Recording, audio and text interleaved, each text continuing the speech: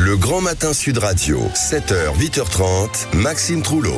7h42 sur Sud Radio. Elle est là, bien présente, Françoise Degois qui nous rejoint. Bonjour Françoise. Bonjour mon cher Maxime. Bonjour à toutes et tous. J'imagine que vous avez lu la lettre. Non. La lettre ouverte d'Emmanuel Macron aux Français, publiée hier en fin d'après-midi dans la presse quotidienne régionale et diffusée ensuite sur les réseaux sociaux. Le président qui demande aux formations politiques, Françoise, républicaines de s'entendre pour former un gouvernement.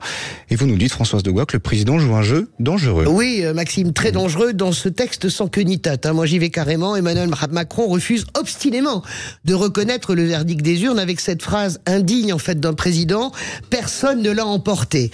Fermez les yeux, Maxime, et imaginez si Marine Le Pen ou Jean-Luc Mélenchon étaient président de la République et avaient osé écrire cette phrase. Eh bien, nous serons tous en train de manifester et de hurler à la dictature, et nous aurions raison. C'est plus que du déni, c'est une stratégie totalement perverse qui consiste à nier volontairement le réel, à brouiller les esprits, à gagner du temps. Mais pourquoi faire au fait, le roi est nu. Sa majorité battue à 3 reprises depuis le 9 juin part en quenouille. Vous savez que l'aile gauche se détache pour créer son groupe avec Sacha Houlié.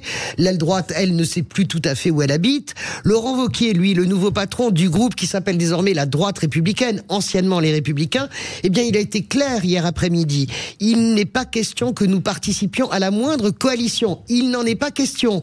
Vous imaginez, ça s'appelle une fin de non-recevoir. Le directeur de cabinet de Gabriel Attal, lui, Emmanuel Moulin, a informé hier soir les autres directeurs de cabinet des ministères que la démission du gouvernement devait être acceptée par le chef de l'État le 17 juillet. Alors, 17 juillet, 11 juillet, 6 jours. Quelle issue pour lui, à part demander à la gauche de former un gouvernement? Aucune, et pourtant, il continue à amuser la galerie, ou plutôt à jouer avec les nerfs des protagonistes. Il attend, il tire au maximum son pouvoir, on ne sait pourquoi. Le sait-il lui-même?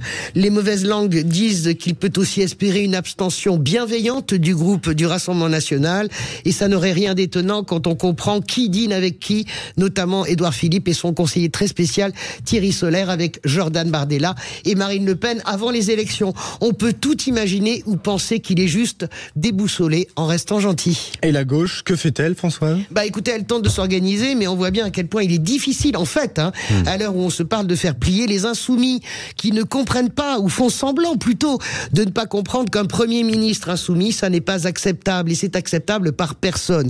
Soit ils ne veulent pas gouverner, c'est possible, et attendent avec délice une présidentielle anticipée à laquelle se prépare inlassablement Jean-Luc Mélenchon, soit ils céderont à la raison. Eux aussi, il leur reste 6 jours. Dans ce marasme, il convient d'opposer un calme olympien, ce que font Olivier Faure, Marine Tondelier et Fabien Roussel, bien décidés à construire et à avancer sur le mandat que leur ont confié 30% des Français dimanche dernier.